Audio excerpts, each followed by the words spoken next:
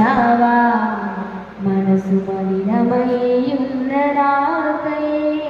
మనిషిగా దిగి వచ్చావా ఆమెతో నిండిన కపట కేంద్రము